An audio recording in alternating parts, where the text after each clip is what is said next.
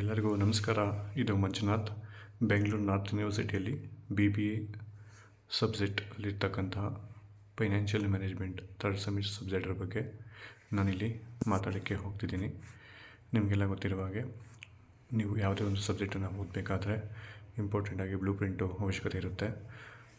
ಆ blue print ಪ್ರಕಾರ ನಾವು ಓದಿದ್ರೆ ಡೆಫಿನೆಟ್ಲಿ ಎಕ್ಸಾಮನ್ನು ಈಸಿಯಾಗಿ ಕ್ರ್ಯಾಕ್ ಮಾಡ್ಬೋದು.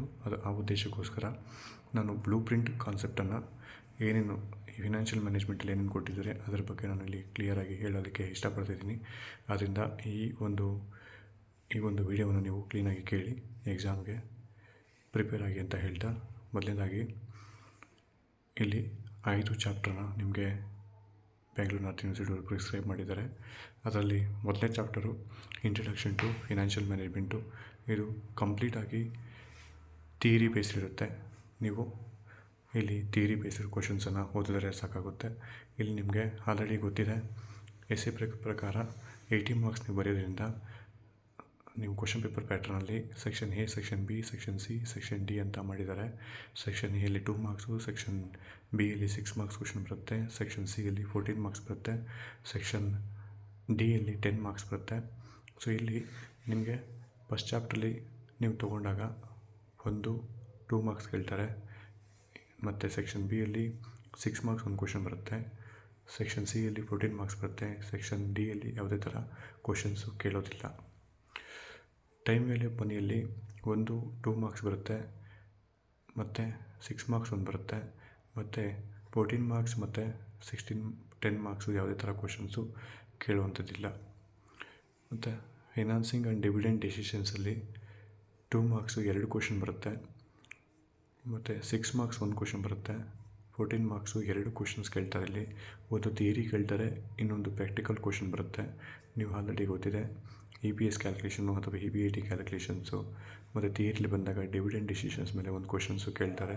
ಟೈಪ್ಸ್ ಆಫ್ ಡಿವಿಡೆಂಡ್ ಡಿಸಿಷನ್ಸ್ ಆಗಿರ್ಬೋದು, factors influencing and dividend decisions ಆಗಿರ್ಬೋದು. ಇದರ ಮೇಲೆ ಕ್ವಶನ್ಸ್ ಬರುವಂಥ ಚಾನ್ಸಸ್ಸು ಇರುತ್ತೆ. Next chapter investment decisions. 2 marks 2 question ಬರುತ್ತೆ, ಮತ್ತು 6 ಮಾರ್ಕ್ಸು ಒಂದು ಕ್ವಶನ್ನು, 14 ಮಾರ್ಕ್ಸ್ ಒಂದು ಕ್ವಶನ್ನು, 10 ಮಾರ್ಕ್ಸ್ ಒಂದು ಕ್ವಶನ್ನು ಇಲ್ಲಿ ಕೇಳ್ತಾರೆ. ಸೊ ನೆಕ್ಸ್ಟು ಇದರಲ್ಲಿ ನೀವು ಬಂದಾಗ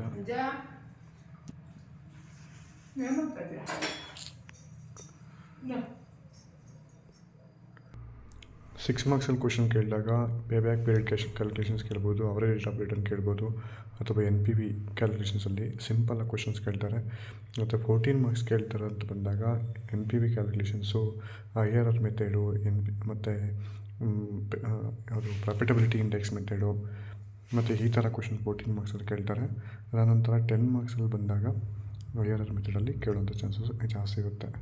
ಸೊ ನೆಕ್ಸ್ಟು ವರ್ಕಿಂಗ್ ಕ್ಯಾಪಿಟಲ್ ಮ್ಯಾನೇಜ್ಮೆಂಟಲ್ಲಿ ಒಂದು ಕ್ವಶನ್ 2 ಮಾರ್ಕ್ಸು, ಒಂದು ಕ್ವಶನ್ ಥಿಯರಿ ಬೇಸ್ಡು 6 ಮಾರ್ಕ್ಸಲ್ಲಿ ಬರುತ್ತೆ, ಇನ್ನೊಂದು ಕ್ವಶನ್ನು ಪ್ರಾಕ್ಟಿಕಲ್ ಬೇಸ್ಡ್ ಮೇಲೆ ಅಥವಾ ಥಿಯರಿ ಬೇಸ್ಡ್ ಮೇಲೆ ಎರಡರಲ್ಲಿ ಒಂದು ಕೇಳುವಂಥ ಚಾನ್ಸಸ್ ಇರುತ್ತೆ. Estimations of working capital requirement, ಆ ಕ್ವಶನ್ಸು ಪ್ರಾಕ್ಟಿಕಲ್ ಇರುವಂಥ ಚಾನ್ಸಸ್ ಇರುತ್ತೆ 14 ಮಾರ್ಕ್ಸ್ಗೆ, ಅಥವಾ ಇಲ್ಲಾಂದರೆ ಥಿಯರಿ ಕೇಳುವಂಥ ಚಾನ್ಸ್ ಇರುತ್ತೆ.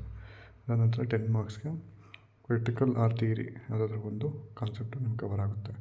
ಇಷ್ಟು ನಿಮ್ಮ ಸಿಲೆಬಸ್ಸಲ್ಲಿರ್ತಕ್ಕಂಥ ಬ್ಲೂ ಪ್ರಿಂಟ್ ಆಗಿದೆ.